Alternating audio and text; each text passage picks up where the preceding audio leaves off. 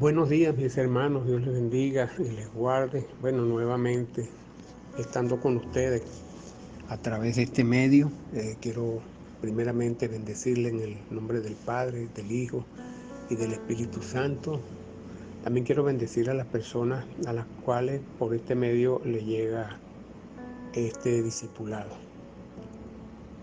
Bueno, hemos venido a través del tiempo, ¿verdad?, estudiando la mente de Cristo, el discipulado de la mente de Cristo. Y hemos estado considerando las últimas semanas la unidad número 5, el fruto del Espíritu. Estamos estudiando los frutos, el fruto del Espíritu. Y en este día, pues que corresponde al día 3, continuando, ya sería el día 3, la segunda parte. Hoy vamos a considerar la benignidad.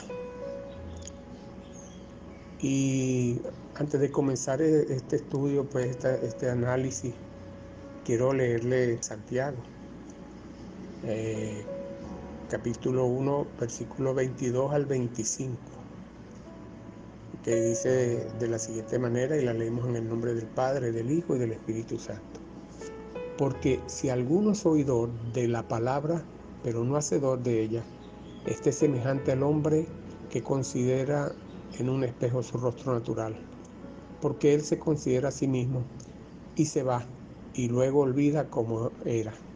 Mas el que mira atentamente la perfecta ley de la libertad y persevera en ella, no siendo oidor olvidadizo, sino hacedor de la obra, este será bienaventurado en lo que hace.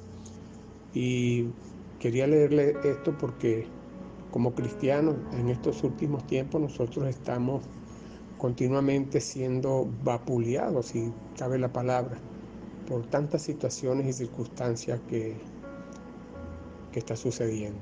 Y yo acá comparo la palabra de Dios como un espejo, la perfecta ley de Dios como un espejo. Así que no podemos llegarlo y vernos, como dice ahí, una vez y ya nos olvidamos, sino continuamente estar viendo esta ley de la libertad, perseverando en ella. Esto quiere decir que varias veces, continuamente, debemos estar presentándonos delante de ella. Y lo que escuchemos para enseñanza nuestra, pues debemos ponerla en obra, porque ahí está la recompensa. Si nosotros ponemos en obra lo que estamos escuchando, pues seremos bienaventurados en todo lo que hagamos. Así que mi deseo es que cada uno de ustedes no vean esto como un discipulado más o como para saber y ya está, y nos olvidamos y echamos eso allí al olvido, sino que cada día nos presentemos allí ante la ley, la perfecta ley de Dios, que es la palabra, la Biblia, y consideremos todas estas cosas. Hoy estamos considerando pues la benignidad, y es interesante este estudio, porque la benignidad es el quinto fruto del Espíritu Santo. La palabra para benignidad en Gálatas es totalmente diferente, es muy diferente a la palabra que aparece en Santiago.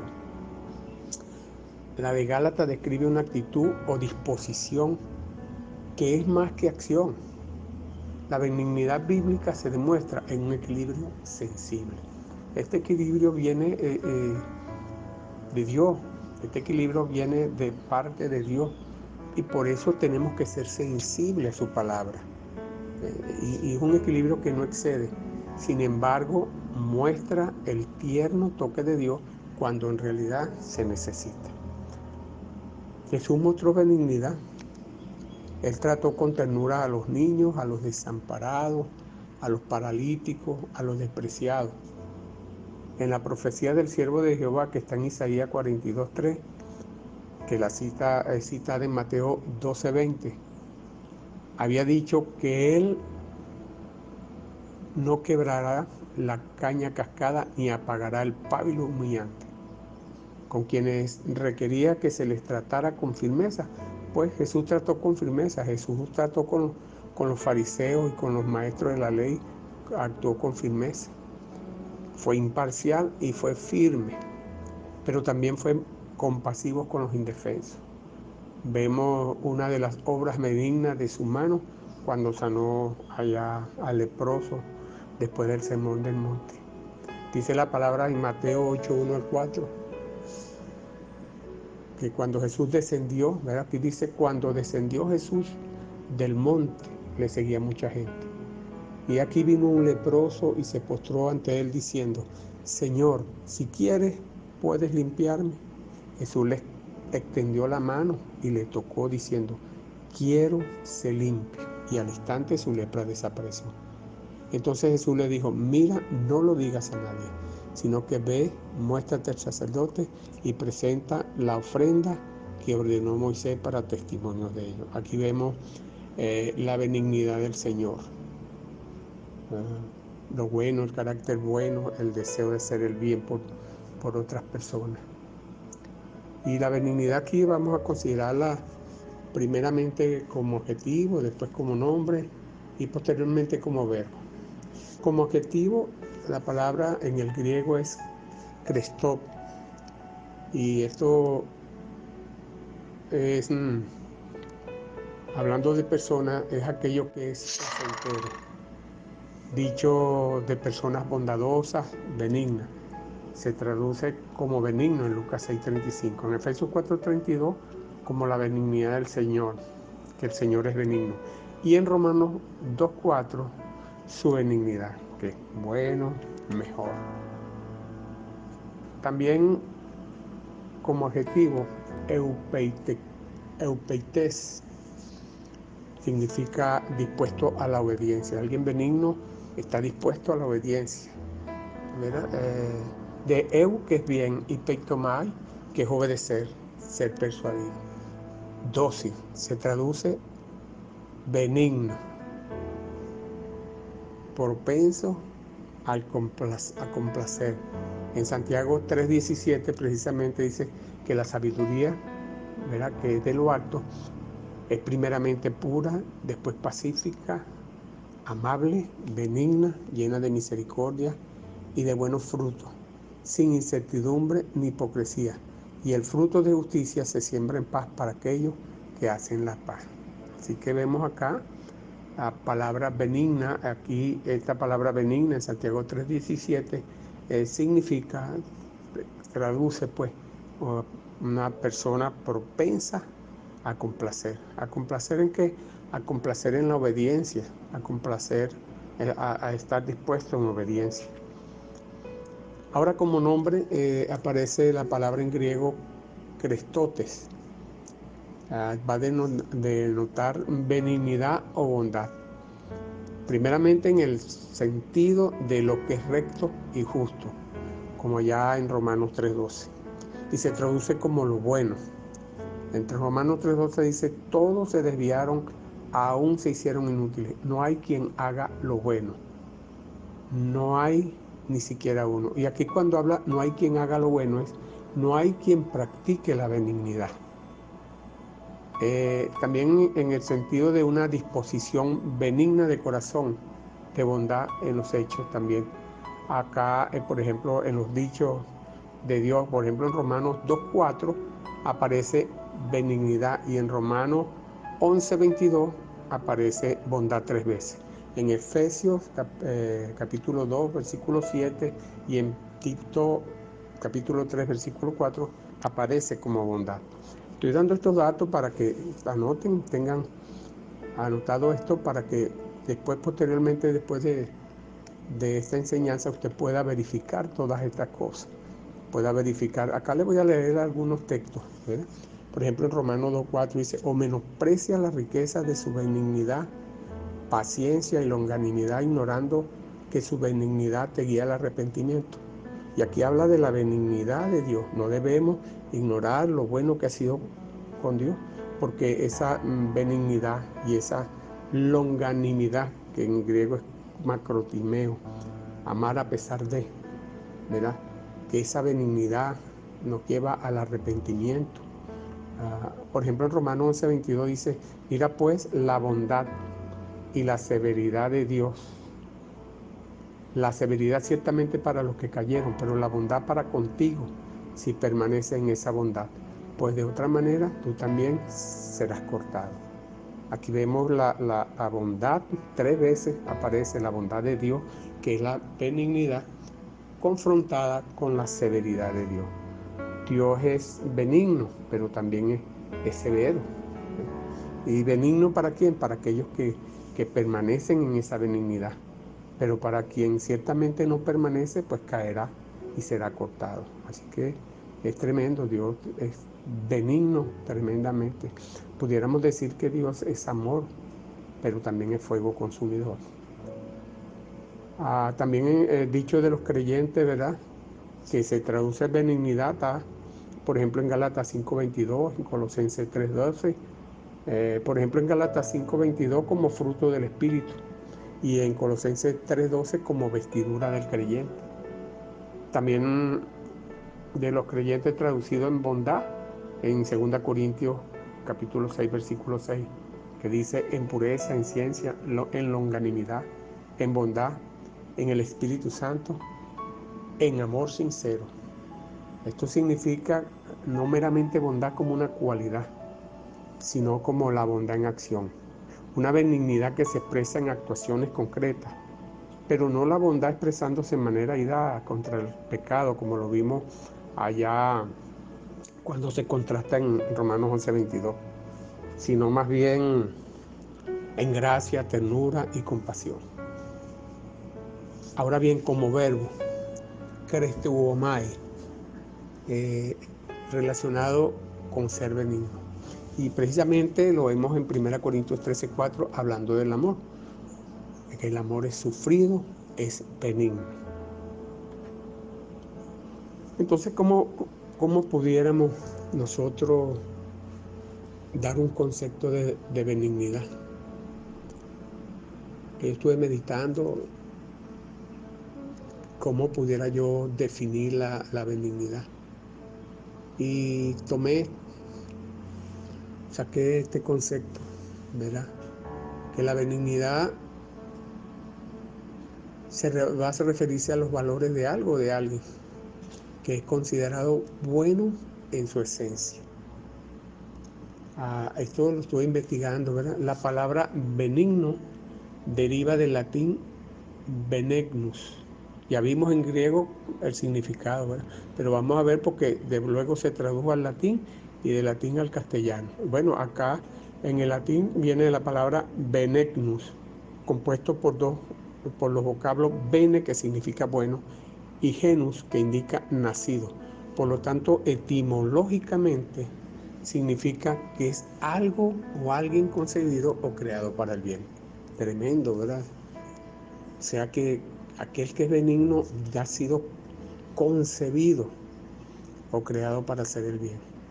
Los sinónimos de benignidad encontramos benevolencia, bondad, generosidad, liberalidad, magnanimidad. Y bueno, acá es donde quiero sacar el concepto como más claro, pues, para que nos compete en este estudio.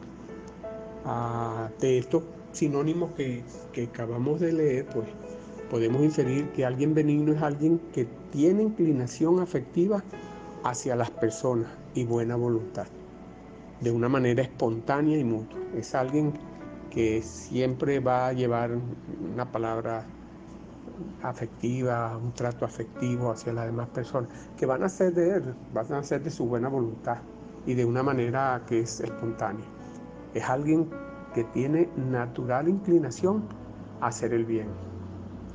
Es alguien que siempre está buscando servir, hacer el bien, agradar a Dios. Alguien que es propenso a ayudar a las personas sin ningún otro interés que el puro amor por las almas. O sea, usted va a hacer el bien porque usted ama a las personas, usted ama a los niños, ama a los adultos. Eso que lo mueve, por ejemplo, a pasar a personas adultas de la calle o a tomarle la mano a un ciego en determinado lugar. Eso que le mueve a la salida de donde usted se compra de una panadería y de darle un pan al que está el indigente.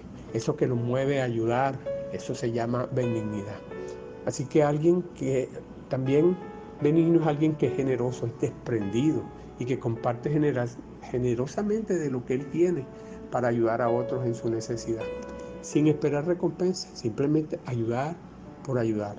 Así que alguien benigno es alguien que es benévolo, bueno, bondadoso, generoso y noble. Lo opuesto a esto, lo opuesto a benignidad, pues es alguien que es severo, áspero, mordaz, descortés, con un comportamiento injurioso, que es rígido, inflexible, que es amargo de carácter, que es cruel, que es feroz, que es violento, que es brusco, que es indiscreto, que es rudo, que es seco, que es desdeñoso y que se irrita fácilmente. Eso es lo opuesto a lo benigno. Y ya sabemos que lo contrario de benigno, usted sabe qué es, ¿verdad? Bueno, esa persona que no es benigna va a encontrar usted estas características. Alguien que no es benigno, usted va a conseguir estas características. Y eso es importantísimo a la hora de nosotros escoger nuestras amistades. Nosotros tenemos que ver muy bien cómo es el comportamiento de las personas a la hora de escoger amistades. Porque muy bien, Dios nos ha llamado a que tengamos amor por las almas. Pero en la medida, nosotros tenemos que ser despiertos y entendidos en las cosas de Dios. Nosotros no podemos, la palabra dice que qué consorcio tiene la luz con las tinieblas. Nosotros vamos a definir, tenemos que ser entendidos en las cosas de Dios, en el trato nuestro. Claro que amamos a todos los demás, claro que tenemos un trato sin acepción de personas, pero también debemos estar atentos a las características que definen a una persona benigna y a una persona que no es benigna. Y ciertamente nosotros deberíamos, si somos benignos, juntarnos con aquellos que son benignos, acercarnos a aquellos que alaban al Señor, aquellos que buscan su presencia, aquellos que no practican el pecado, sino aquellos que se alejan, aquellos que siempre, aquellos que han nacido para hacer el bien. Y yo creo que si nosotros, como le leía allá en Santiago, nos acercamos continuamente a ese espejo de la ley perfecta de Dios, la ley de la libertad, cuando nosotros nos acercamos allí, bueno, entonces vamos a ir revisando y ir corrigiendo en el nombre de Jesús, pedirle al Señor que si yo soy muy severo, pues que me quite esa severidad y que me la cambie por benignidad. Si soy muy áspero, que me la cambie por amor. Si soy mordaz, que me la cambie por una conversación sana y amorosa. Si soy descortés, que me lo cambie por una persona que es amable, que es bondadosa. Si tengo un comportamiento injurioso, bueno, que me dé un comportamiento manso y humilde. Que si soy inflexible, que me dé la capacidad para discernir.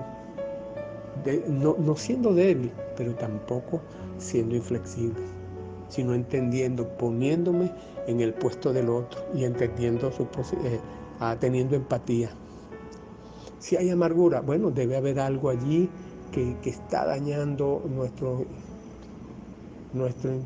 yo interno. Diría yo que esa amargura puede provenir de una pérdida de un familiar, de alguien que precisamente haya dejado, lo hayan abandonado, de alguien que haya pasado por una situación muy fuerte y pues dejó que entrara esa amargura. En el hombre de Dios, en el hombre benigno, no puede haber eso de crueldad, ferocidad, de violencia, de brusquedad, porque eso más que todo no es terrenal, eso es animal, eso es diabólico. Eso no es lo que viene del cielo, esa no es la sabiduría del cielo. Esa sabiduría es terrenal y diabólica. La benignidad nos da la discreción, y la discreción es ser entendido en las cosas, no ser como muy,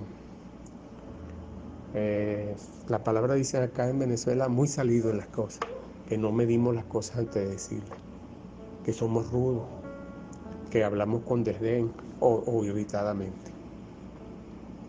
Qué bueno es que nosotros entendamos y aprendamos que estas cosas no le dan la gloria a Dios. Y una falsificación de benignidad, bueno, la falsificación es algo que se hace pasar por verdadero, como cuando los billetes, que usted recibe un billete y resulta que usted cree que es verdadero, pero es falso. ¿Dónde vamos a ver la falsificación de benignidad? Bueno, en la debilidad de carácter. Ahí vamos a ver una falsificación o un sentimentalismo exagerado, o siendo negligente, o siendo descuidado, o siendo abandonado, o no tener atención hacia las cosas de Dios, o tener indiferencia, o falta de moderación. O sea, no somos moderados, somos así, y tremendo esto, ¿verdad? Y como le dije, lo opuesto de la benignidad es severidad o dureza. Jesús, por ejemplo, le advirtió a los fariseos que Moisés solo le permitió el divorcio, pero era por la dureza del corazón, como dice Mateo 19:8. La falsificación es ser débil de carácter. Jesús jamás fue débil de carácter cuando pronunció sus repetidos ayes a los fariseos, ¿verdad? Y a los maestros de la ley. Él no fue débil. Déjeme buscarle acá, por ejemplo, a buscarle Mateo 23:13 para que consideremos esto, ¿no? Mateo 23:13. Encontramos a un Jesús benigno, pero también a un Jesús firme. Mire lo que le dice Mateo 23:13, lo leemos en el nombre del Padre, del Hijo y del Espíritu Santo. Le dice: mas hay de vosotros, escribas y fariseos hipócritas, porque cerráis el reino de los cielos delante de los hombres, pues ni entráis vosotros ni dejáis entrar a lo que está entrando. Hay de vosotros, escribas y fariseos hipócritas, porque devoráis las casas de las viudas y como pretexto hacéis largas oraciones. Por esto recibiréis mayor condenación. Hay de vosotros, escribas y fariseos hipócritas, porque recorréis mar y tierra para hacer un prosélito, y una vez hecho le hacéis 2 veces más hijo del infierno que vosotros. Hay de vosotros, guías ciegos, que decís: si alguno jura por el templo no es nada, pero si alguno jura por el oro del templo es deudor. Insensato lo llamaba Jesús, insensatos y ciegos. Porque ¿cuál es el mayor, el oro o el templo que santifica el oro? También decís: si alguno jura por el altar no es nada, pero si alguno jura por la ofrenda que está sobre él es deudor. Necios y ciegos, le decía Jesús, ¿verdad? Porque ¿cuál es mayor ofrenda o el altar? Porque ¿cuál es mayor, la ofrenda o el altar que santifica la ofrenda? Pues el que jura por el altar jura por él y por todo lo que está sobre él. Y el que jura por el templo jura por él y por todo lo que lo habita. Y el que jura por el cielo jura por el trono de Dios y por aquel que está sentado en él. Hay de vosotros, escribas y fariseos hipócritas, porque diezmáis la menta y el eneldo y el comino, y dejáis lo más importante de la ley, la justicia, la misericordia y la fe. Esto era necesario hacer sin dejar de hacer aquello. Guías de ciego, que coláis el mosquito y tragáis el camello. Hay de vosotros, escribas y fariseos hipócritas, porque limpiáis lo de fuera del vaso y del plato, pero por dentro está lleno de robo y de injusticia. Fariseo ciego, limpia primero lo de adentro del vaso y del plato, para que también lo de fuera sea limpio. Y bueno, ahí les dejo para que sigan considerando esto en su casa, ¿verdad? Hasta el versículo 36. Aquí vemos que Jesús fue un hombre, es Dios, 100% y 100% hombre, pero en su calidad de hombre, ¿verdad? Fue un hombre benigno, pero también fue un hombre firme en sus decisiones. Aunque era benigno, no permitía que las tinieblas pues vinieran a dañar lo que es la obra de Dios. Y creemos que nosotros pues debemos ser así como Jesús. Debemos ser firmes en todas las cosas. Debemos ser firmes como buenos administradores. Se nos requiere que cada uno sea hallado fiel. Así que debemos ser firmes en las cosas del Señor, defender las cosas del Señor, pero amar por sobre todas las cosas, ser benignos con las personas, buscar el bien de las personas, pero no transigir por causa de que amemos más como para permitir que sea hallado infiel dentro de, de, de nuestra casa, de nuestro hogar, de nuestra familia, aún de nuestra iglesia. Porque la palabra dice que en estos últimos tiempos entrarán en las iglesias lobos feroces. Así que bueno, aquí les dejo este estudio para que mediten, para que busquen. Y lo que más llama más la atención es que, y que nos puede ayudar bastante, que nos ayuda, es que estemos mirando atentamente en la perfecta ley. Dice en Santiago 1:22 al 25 dice, en la perfecta ley, pero ¿cuál? Después aclara, en la de la libertad. Y no solamente dice que te mires allí, sino que perseveres mirándote allí. Y no solamente que oigas y se te olvide, sino que hagas la palabra. Así que nosotros debemos estar presentándonos a ese espejo, a esa ley, mirándonos allí, escuchando lo que se nos dice y no olvidándola, sino, ¿y cómo no olvidarla? Porque a veces nos dice, ¿cómo no olvidarla? Mire, todo lo que no se practica se olvida. Pero si usted continuamente está practicando, eso no se le olvida jamás. Así que tenemos que ser hacedores de la obra, de Dios. Tenemos que ser hacedores de esto. Practicar este fruto del Espíritu. Es un solo fruto, ¿verdad? Pero todas estas cualidades, todas estas virtudes, estas nuevas virtudes, tenemos que estarlas trabajando. Porque si no lo hacemos, nos vamos a convertir en ese hombre que vio su rostro natural en el espejo, pero se retiró, no volvió a verse y se olvidó. Bueno, que Dios les bendiga y les guarde. Saludo de la pastora, mi esposa Rosana, y que Dios les bendiga. Seguimos adelante en la próxima entrega, día 4. El día 4 de la unidad número 5. Bendiciones.